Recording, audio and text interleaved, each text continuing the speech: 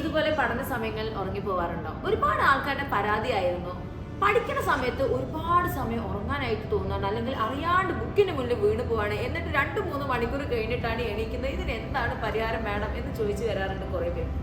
Actually നമ്മൾ എന്തുകൊണ്ടാണ് ഉറക്കം വരുന്നത്? ഒരു കാര്യത്തിനോട് നമുക്ക് ഇൻട്രസ്റ്റ് ഇല്ല എന്നുണ്ടെങ്കിൽ നമുക്ക് ഉറക്കം വരും. രണ്ടാമത്, നമ്മുടെ മൈൻഡ് നമുക്ക് കയറ്റാവുന്നതിൽ കൂടുതലായിട്ട് നമ്മൾ കാര്യങ്ങൾ മൈൻഡിലോട്ട് കയറ്റി കഴിഞ്ഞാൽ നമുക്ക് ഉറക്കം വരും. നമ്മുടെ തലച്ചോറിൽ ഓക്സിജന്റെ അളവാണല്ലോ വേണ്ടത്. അപ്പൊ അത് കുറഞ്ഞു കഴിഞ്ഞാൽ നമുക്ക് ഓട്ടോമാറ്റിക്കലി ഉറക്കം വരും അല്ലേ? ഞാൻ ഒരു കുഞ്ഞു കാര്യം പറഞ്ഞുതരാം. നാളെ സ്കൂളിൽ നിന്ന് ട്രിപ്പ് പോവാണ്, ഇന്ന് രാത്രി നിങ്ങൾക്ക് ഉറക്കം വരുമോ? ഇല്ല. കാരണം അത്രത്തോളം ഇൻട്രസ്റ്റ് നമുക്ക് ആ കാര്യത്തിനോട് ഉണ്ടല്ലേ. ഇതേപോലെ ആയിരിക്കണം നമ്മുടെ പഠനം എന്ന് പറയുന്നതും നമ്മുടെ സ്വപ്നം എന്ന് പറയുന്നത്. നമ്മുടെ ഉറക്കുന്ന ഒരു കാര്യമാവരുത്, നമ്മളെ ഉറക്കത്തിൽ നിന്ന് എണീപ്പിക്കുന്ന ഒരു കാര്യമായിരിക്കണം നമ്മുടെ സ്വപ്നം എന്ന് പറയുന്നത് അല്ലേ. അല്ലെങ്കിൽ നമ്മൾ എന്താ ഉറങ്ങാനായിട്ട് പ്രേരിപ്പിക്കാത്ത ഒരു കാര്യം, അത്രയും കുറെ നമ്മൾ എന്തിലോ അതിലോട്ട് കാര്യങ്ങൾ നമ്മുടെ മനസ്സും നമ്മുടെ ഹാർട്ടും നമ്മുടെ മുഴുവൻ എല്ലാം നമ്മൾ അതിലോട്ട് എന്താ ഇടണം എന്നാണ് പറയാറുള്ളത്. സോ ഇതേപോലെ നമ്മൾ പഠനം എന്ത് ചെയ്യുക, ഇൻട്രസ്റ്റിംഗ് ആയിട്ട് കാണാം. സോ എങ്ങനെ ഈ പഠനം, ഈ ബയോളജി ഫിസിക്സും കെമിസ്ട്രി ഇതൊക്കെ എങ്ങനെയാണ് ഇൻട്രസ്റ്റിംഗ് ആയിട്ട് കാണുന്നത് പലരും ചോദിക്കാറുണ്ട്.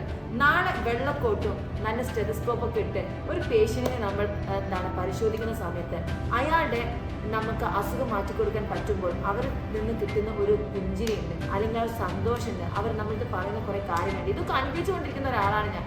4-5 വർഷങ്ങൾക്ക് മുന്നേ നിങ്ങൾ ഈ കടന്നുപോയിട്ടുള്ള പ്രശ്നങ്ങളിലൂടെ കടന്നുപോയിട്ടുള്ള ഒരാളാണ്. ഇന്ന് ഞാൻ അനുഭവിക്കുന്നത് എൻ്റെ ജീവിതത്തിൽ കിട്ടാവുന്ന ഏറ്റവും നല്ല എക്സ്പീരിയൻസുകളാണ്, ഏറ്റവും നല്ല എന്താണെന്ന് പറയാൻ ഫീലാണ്.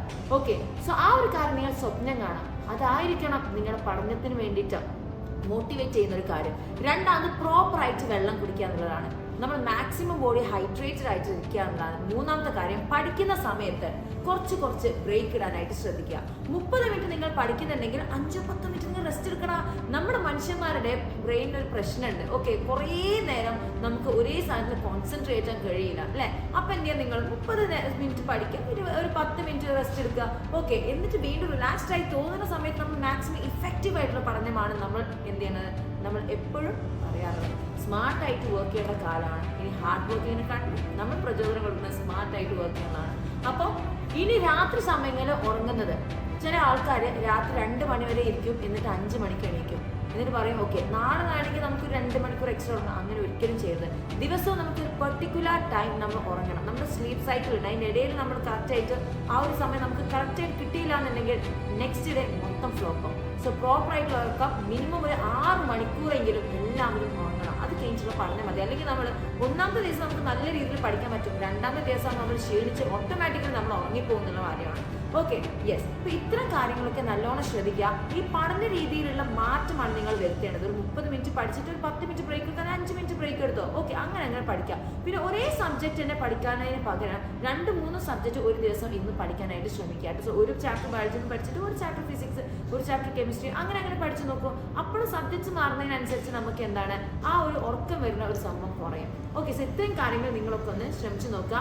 ജങ്ക് ഫുഡ്സ് മാക്സിമം നിങ്ങൾ ഒഴിവാക്കുക. കാരണം അത് കഴിക്കുന്ന സമയം നാവിന് ഭയങ്കര രുചിയായിരിക്കും. കുറച്ച് കഴിയുമ്പോൾ നമുക്ക് വേണം അയ്യോ ബിരിയാണി കഴിച്ചു, വയറ് ഫുള്ള.